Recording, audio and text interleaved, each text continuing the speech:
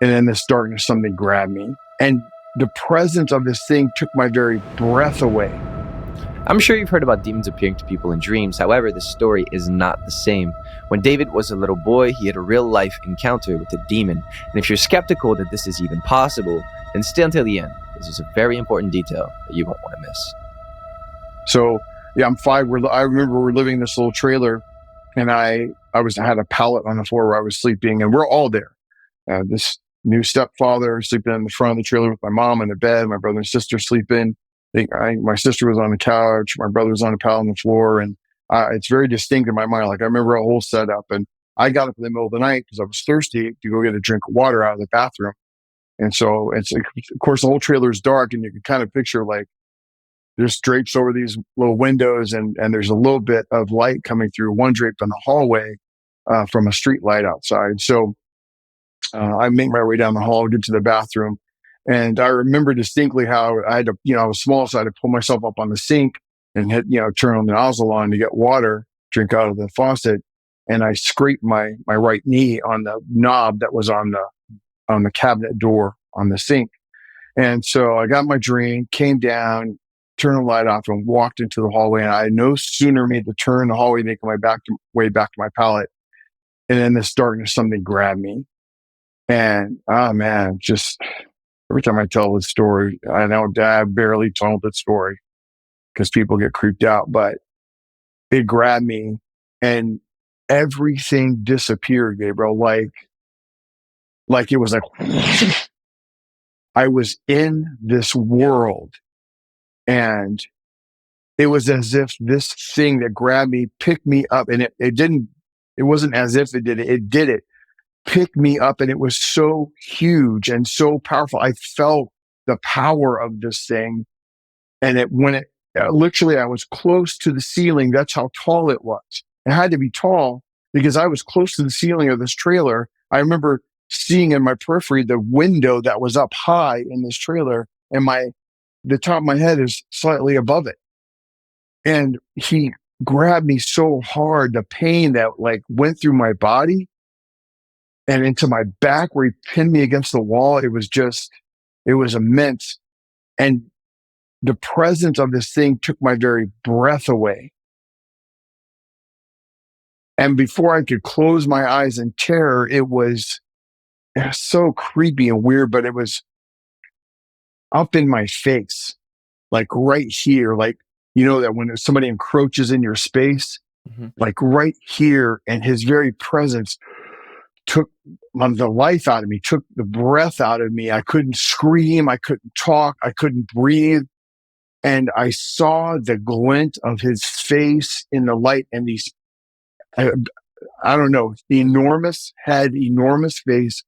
His teeth were conical, and they fit perfectly together, and they were pearly white. Like I could see the little bit of light reflecting off of just the outer edges of his face as he held me there, and he got close to me, like he wanted me to know how much he hated me. I felt it. Like I felt the hatred. How much demonic forces hate our very existence. That's all he wanted to destroy me. And here's even as if that wasn't creepy enough, I heard him speak to my mind in a language I didn't understand that was in real time translated, if that makes any sense. Mm-hmm. Like I heard it and it was immediately translated, and he didn't move his mouth. He spoke mind to mind, telling me how much he hated me, and these words stuck out to me because I heard them again later. I'm going to kill you one of these days. One of these days, I'm going to kill you.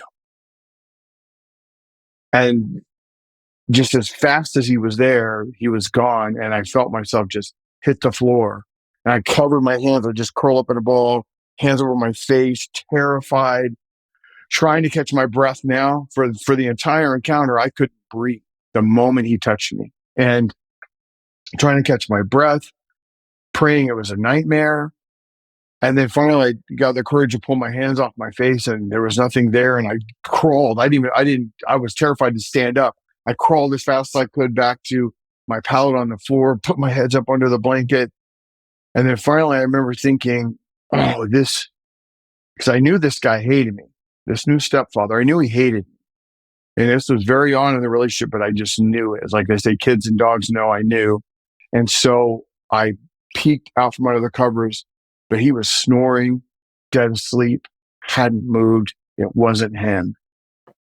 And I was just like, this had to be a nightmare. I'm trying to convince myself it was a nightmare. And I just pulled myself under the covers and just laid on the floor and just begged that it was a nightmare. It was a nightmare. Now, the next morning, as much as I tried to deny it, I knew it was a nightmare, and I never told anyone.